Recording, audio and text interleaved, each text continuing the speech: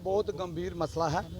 मैं आपका तहे दिल से शुक्रिया अदा करता हूं जो हमारी बात आप एडमिनिस्ट्रेशन और ऊपर तक पहुंचाते हैं, इसलिए मैं आपका बहुत आभारी हूं। आज हमारे सरपंच पृथ्वीपाल सिंह जी और भूपिंदर कुमार जी जहां पे आए हैं और भी बहुत सरपंच जहां पे आए थे। हम सोशल वेलफेयर दफ्तर में गए थे। एक बहुत परेशानी का ये सबब बना हुआ है कि जो ओल्ड एज पेंशन लगी थी, हमारे लोगों ने और हमारे पंचों और सरपंचों ने बहुत मेहनत से ये जो काम किया था, लोगों को जो पेंशन लगी थी वो कुछ दिन से बंद है। आज हम ऑफिसर साहब के पास, जो सोशल वेलफेयर के ऑफिसर हैं हमारे, उनके पास गए थे। वो अभी जो कह रहे हैं कि आप इनको ऑनलाइन करो, लेकिन हम ऑनलाइन करने के लिए उन लोगों के जो डॉक्यूमेंट्स हैं हमारे पास इकट्ठे हुए हैं, हम ऑनलाइन करने के लिए वो तैयार हैं। लेकिन उसमें एक और बड़ी दिक्कत आ रही है कि वो डेट ऑफ बर्थ सर्टिफिकेट मांग रहे हैं कि वो 60 साल के ऊपर है या नीचे है, उसके लिए स्कूल का डेट ऑफ बर्थ चाहिए। मैं एडमिनिस्ट्रेशन और डीसी साहब से ये गुजारिश करता हूँ, जो बुजुर्ग, जो मेरी माता, जो मेरे पिताजी के समान बुजुर्ग हैं, अगर वो पढ़े नहीं हैं तो वो स्कूल से सर्टिफिकेट कहाँ से लाएंगे। तो इसलिए कम से कम मैंने 3-4 चक्कर काट दिए हैं। कम इन्होंने बताना चाहिए कि उसके लिए कोई प्रबंध करो। जो एज्ड है, ओल्ड एज है, उसको पेंशन अब उसको सहारा मिला है, 5-5, 7-7, 10-10 उनको पेंशनें वो मिली हैं। तो उसके लिए अब उनकी जो पेंशन है वो बंद हो गई है।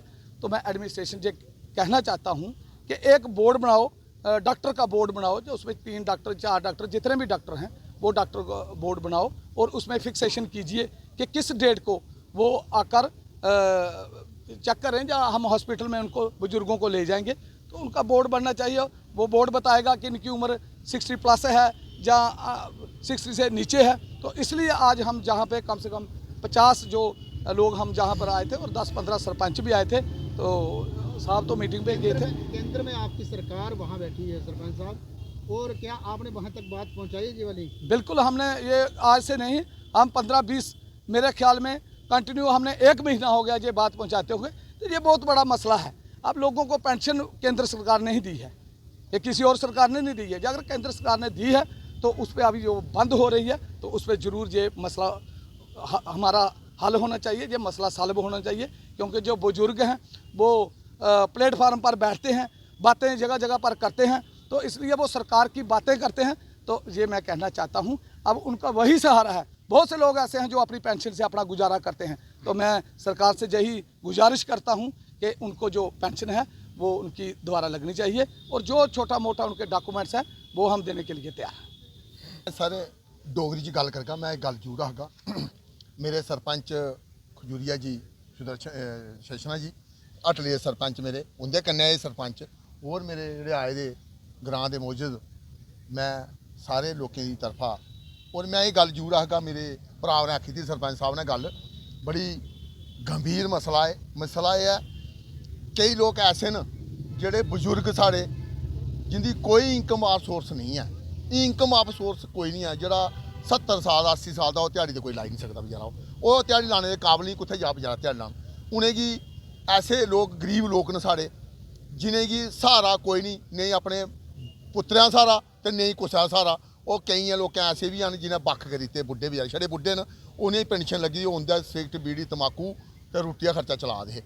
मैं ये गल आखना चाहना, जियां मेरे भरा ने ये गल आखी है भई ऑनलाइन वाला सिस्टम, मैं ये गल आखगा भई ये तो जिस बंदे ने वोट लैने वो तो करवाग ऑनलाइन, जिस बंदे की नॉलेज नहीं है ऑनलाइन करवाने वो कुत्थै खा रहा, वो 100-200 रुपया पहले ऑनलाइन वाले कुत्थों देग। मैं पूछना चाहना अगर पेंशन लाई है तो पहले उसी पैसे खर्चने वास्ते लाई था असें, पहले पटवारी कश तहसीलदारे कश इनकम सर्टिफिकेट बनाग, फिर डेट ऑफ बर्थ सर्टिफिकेट लाग, फिर कुत्थों लियाग एफिडेविट लाग। मारे मैं मेरा कक्ख नहीं है। मैं ये गल जरूर आखना चाहना, जी बुढ़ापा पेंशन है, ओल्ड एज पेंशन है, उहदे मुताबक अगर लगनी है, मेरे भरा ने आख्या भाई हस्पताल ले आगे अस, मैं आखना हस्पताल इन्ना रश पेई जाना, बनना कोई नहीं है। मैं ये गल आखना चाहगा हर पंचायत दे विच एक मेला लगना चाहिए, मेले के मुताबक उत्थे डॉक्टर टीम आनी चाहिए, उस मेले क्लीयर करना चाहिए।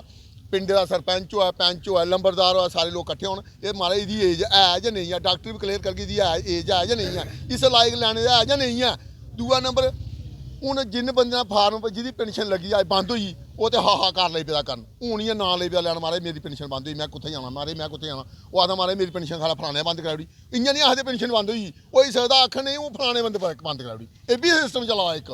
मैं ये भी आखना चाहना एडमिनिस्ट्रेशन गी आखना चाहना एक रिक्वेस्ट करना चाहना बड़ी बड़ी अपनी कठुआ की एडमिनिस्ट्रेशन गी अपने सोशल वैलफेयर वाले आखी उन इंदा जेह्ड़ा सिस्टम पेंशन वाला जिन्हें लोकें डेटा बरतां जिंदियां नेईं हन जेह्ड़े स्कूल नहीं गए उनका सर्टिफिकेट लैना कुत्थों कुन बना केह्ड़ा मास्टर देग ते केह्ड़ा नहीं देग इस कारण डेट ऑफ बर्थ जेह्ड़ी एज दे लिहाज कन्नै जेह्ड़ी डॉक्टर बैठङन टीम बैठक 5 कमेटी बंदे दी उ'ऐ क्लियर करै भाई इंदी 60 साल गै उप्पर होई गेदे लिहाजा उ'नेंगी पेंशन दित्ती जा। जय हिंद जय भारत।